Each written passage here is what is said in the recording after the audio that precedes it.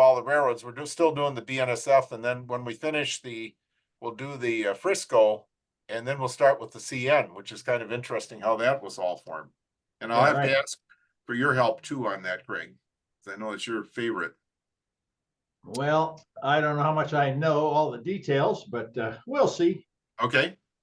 Anyway, so we went through the Santa Fe, the Q, and with the CNS, and that got us into that coal discussion. And then the GN, the NP, and the SP&S was merged in 1960, and then the Frisco was merged in 1980.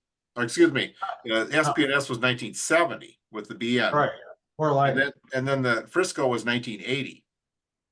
And this is our 1950, which is kind of the baseline for all the railroads in the United States. And the Santa Fe was quite a bit bigger than the others, but then the Burlington, Great Northern, and NP were all about the same size, 17,000 miles, and they were all a couple $100 million of revenue. But the SP&S was pretty small. It was about a tenth of that, and we'll see why. And this is steam, diesels, total locomotives, cars, and passenger cars. And again, the SP&S was pretty small, but as you can see, they had 70 diesels and 48 steam locomotives. So they were moving right along because it's a dry, most of southern Washington's pretty dry. And so dry areas like the Santa Fe was already almost half diesels because they really, they go through dry areas. Whereas the NP and the GN was moving along too, but the NP was pretty conservative because they had gone bankrupt 3 times. And I think that really affected I think that affected their kind of their culture. They were always very conservative about things, where the Great Northern was more advanced and moving right along. So we'll start with real quick with the James J. Hill, built from St. Paul to Seattle. And then of course he had a line down to Butte first, but he went up to Canada as well. His original idea again was he wanted to build to Winnipeg and then have him build the CP west, because he said that was the most efficient way to do it. But of course the Canadians wanted to have their own railroad north of Lake Superior. Craig, didn't you say it cost them more to build this stretch over Lake Superior than it did through the Rockies? I believe that is correct, because that stuff is like it's like iron, that rock. They had to blast every inch of it, Yeah. and when they weren't blasting through rock, they were building across swamps. So yeah, it was a big deal, and there was a lot of pressure to cross at the Sioux and come through the United States, and the nationalists just said no way. They'd fought 3 wars with the United States already, and they just didn't want to have their main railway in a grip of a foreign country. Sure. Yeah, it makes sense. But it's a difficult area to get through. Yeah, Laurentian Shield, granite, hard granite. And then the NP actually started before the Great Northern. They built from Minneapolis right west. That's why all the big cities are on Fargo, Bismarck, Billings, Helena, Butte, Missoula. They're all on the NP because that was first. Mm-hmm. And then, but James J. Hill was definitely he was the CEO, hardworking, tough businessman, but he was very honest. And because he had such a huge impact on the Northwest U.S., they called him the Empire Builder, and that's how they named renamed their Oriental Limited as the Empire Builder. So anyway, when the NP got to Spokane, they kind of looked at this set of the Cascades right here, and they said, no, we're going to go south. So they went down to Pasco, and then they kind of came up through here and went through Stampede Pass. Mm-hmm. Then the Great Northern came along later, and Stevens found this route over the Cascades, but unfortunately, as our resident expert said, they built it in not a very good way. It was on a hill, the Cascade Tunnel, and because at the time they were thinking, well, we're going to run electric locomotives, so smoke isn't a problem, and we can get trains right through there. And then they built on either side. They built the railroad on the north side of the valley, which is where you don't want to be in a snowy area, because they have avalanches. the sun hits the snow and it melts and Ah, it comes crashing down. And in fact, at Wellington, they had lost almost 100 people there because of that. And today they have a fans for the Cascade Tunnel, and they can only run 20 trains a day, and the line could handle 40, but because they have to ventilate the tunnel every time they go through it, it really limits it. So they've actually reopened the Stampede Pass because of that.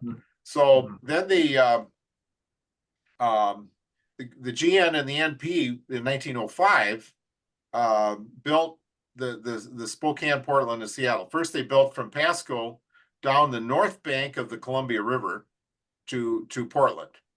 The Union Pacific came up here from Salt Lake City and Ogden up here on the Oregon Short Line, and then they had the south bank.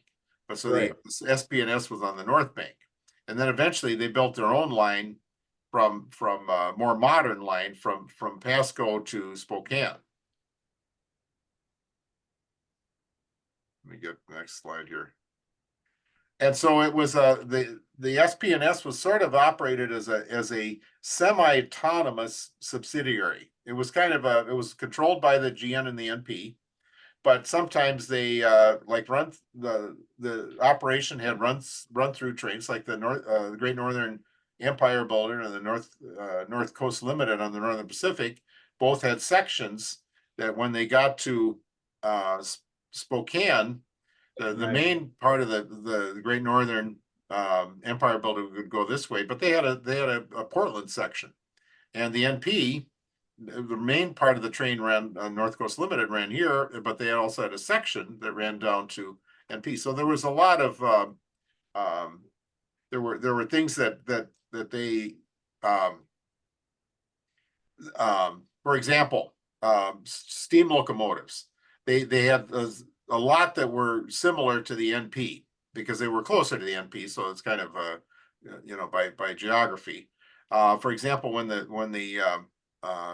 NP got these Challengers, these 4664 Z6s and 8s, the SP&S got some too. The Great Northern did not like the Challenger, so they didn't use them, but the SP&S got some.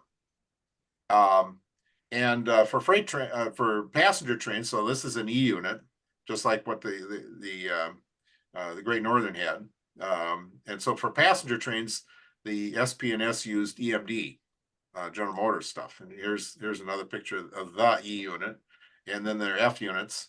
This is the old scheme. If you notice, it's just like the old Northern Pacific scheme. It's very similar to that. So there was a lot of, but they operated in their own way on a lot of things. But for example, here's a Portland section of the Empire Builder, and you can see they have a unit and an F unit. There are a couple of their own cars, and then they have Great Northern cars behind. So Amtrak still does that. They split the train at Spokane. Sure. Between 1 and 2 o'clock in the morning. So if you're in a sleeper, you better be sure you're in the right section. Yeah, you end up in the wrong city. So yeah, they do. They take it apart. That one time we did that, yeah. Well, and interestingly enough, they talk about train 7 and train 27. It's the same train, but you better be sure you're in the right car. But interestingly enough, the fare is different on train 7 as it is on train 27. Yeah. Even though it's the same train. Yeah. And the problem with sometimes it's kind of how they set the train up. But one time when we came back from Portland, we ended up right behind. We were in a sleeper and we were right behind the locomotive, or on Amtrak, or maybe one car behind. And so and then they're blowing the horn all the time. So you'd rather be at the end of the train rather than at the front. But anyway, yeah. So here's an SP&S train between Spokane and Portland, and then here's at the Portland station, and here this must be like a section of the GN because it is in summertime because they have 3 locomotives on it, so just for the Portland section.